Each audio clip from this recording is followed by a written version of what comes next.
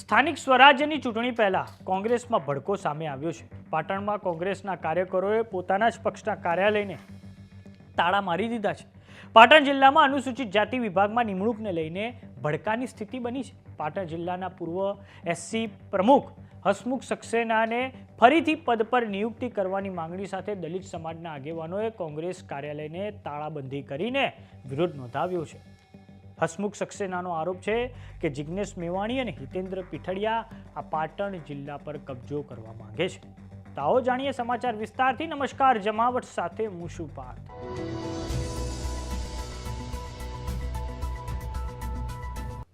કોંગ્રેસ ગુજરાતમાં એક તરફ જન આક્રોશ યાત્રા કરીને બેઠી થવાનો પ્રયાસ કરી રહી છે, તો બીજી તરફ ઉત્તર ગુજરાત કે જ્યાં કોંગ્રેસ સૌથી વધારે મજબૂત છે ત્યાં જૂથવાદ સામે આવી ગયો છે।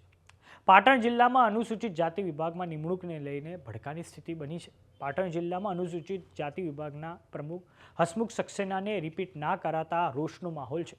કોંગ્રેસના કાર્યકરોએ જિગ્નેશ મેવાણી, હિતેન્દ્ર પીઠડિયા વિરુદ્ધ સૂત્રોચ્ચાર કર્યા હતા। પૂર્વ પ્રમુખ હસમુખ સક્સેનાએ મીડિયા સમક્ષ સ્પષ્ટ શબ્દોમાં આક્ષેપ કર્યા છે કે વરણીની પ્રક્રિયામાં સેન્સ લેવાની પરંપરાને અવગણીને મનસ્વી રીતે નિમણૂકનો નિર્ણય લેવામાં આવ્યો છે। કેટલાક નેતાઓ પાટણ જિલ્લા પર પોતાનો કબજો જમાવવાની સાથે સમગ્ર ગુજરાતમાં અનુસૂચિત જાતિને પોતાના વશમાં લેવાના પ્રયાસ કરી રહ્યા છે, જેને દલિત સમાજ ક્યારેય સ્વીકારશે નહીં। આવો સાંભળીએ પાટણ જિલ્લાના એસસી વિભાગના પૂર્વ પ્રમુખ હસમુખ સક્સેનાએ શું કહ્યું છે।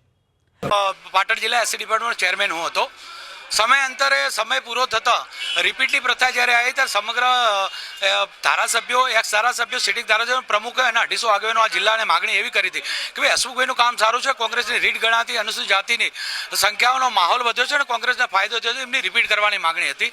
અંતે બહુ મથામણ પછી રિપીટ કરવામાં ના આવ્યા તો આજે સમગ્ર અનુસૂચિત જાતિ પાટણ જિલ્લાના ભેગા થઈ કોંગ્રેસ કાર્યાલયે તાળાબંધીનો કાર્યક્રમ કર્યો છે, જ્યાં સુધી આ ના થાય ત્યાં સુધી।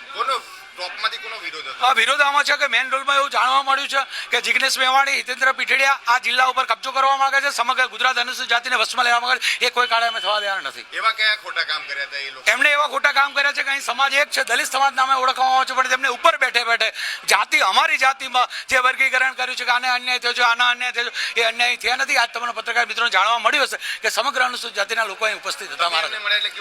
એમનો ઉડાવ જવાબ હતો, જેમ કે અગાઉ જયંતિના જવાબો આપે છે એવા જવાબો અમારી સાથે વર્ણન કર્યું। અમને સ્પષ્ટ ના પાડી હતી કે પાટણ જિલ્લાનો કોઈ પ્રતિનિધિ હું મળવા માંગતો નથી। અનુસૂચિત જાતિની જે મોરચાનો છે તેની માંગણી શું છે? અમારે મોરચાની માંગણી એવી છે કે મને રિપીટ કરવાની, હું નથી કહેતો, અમારો મોરચો કહે છે અને જિલ્લા પ્રમુખો કહે છે, ચાલુ ધારાસભ્યો કહે છે, બિલકુલ લેવામાં આવી નથી અને મરજી મુજબ એમને કામ કરાય છે। આ રાજીનામાના આવનાર દિવસો 7 તારીખે અમિતભાઈએ ટાઈમ આપેલો છે। જો અનુસંધાને નહીં થાય તો પૂરા પાટણ જિલ્લામાંથી ત્યાં પ્રદેશમાં જઈને 1000 થી 2000 દલિત આગેવાનો રાજીનામા પડશે। તો બીજી તરફ પાટણના કોંગ્રેસના ધારાસભ્ય કિરીટ પટેલે આ મામલે ઉગ્ર આંદોલનની ચીમકી ઉચ્ચારી છે અને કહ્યું છે કે રાહુલજીની સભા હતી ત્યારે રાહુલજીએ કહ્યું હતું કે જિલ્લાના પ્રમુખ એ જ સર્વે સર્વા હોય છે। જે લોકોએ પક્ષ વિરોધી પ્રવૃત્તિઓ કરી છે એવા લોકોના ઇશારે નિમણૂકો આપી દેવામાં આવશે તો તેના કારણે કોંગ્રેસના ખરેખર સનિષ્ઠ કાર્યકરો નારાજ થયા છે। આવો સાંભળીએ પાટણના કોંગ્રેસના ધારાસભ્ય કિરીટ પટેલે શું કહ્યું છે। રાહુલજીની જ્યારે સભા હતી અને ત્યારે રાહુલજીએ કહ્યું હતું કે હવે કોંગ્રેસનો જિલ્લાનો પ્રમુખ એ સર્વે સર્વા હશે।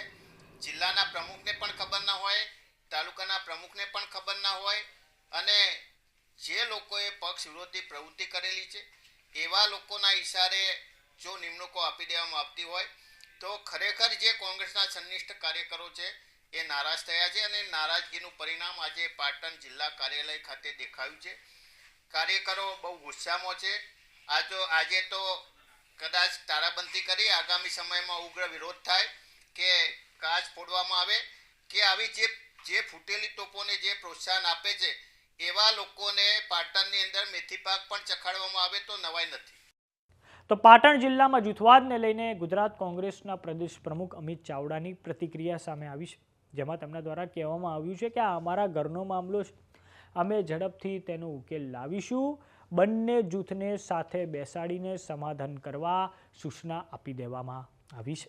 આવો સાંભળીએ પાટણના વિવાદ પર ગુજરાત કોંગ્રેસના પ્રદેશ પ્રમુખ અમિત ચાવડાએ શું કહ્યું છે? કોંગ્રેસ સમિતિના એસસી ડિપાર્ટમેન્ટના એક હોદ્દેદારની નિમણૂક બાબતનો અસંતોષ છે.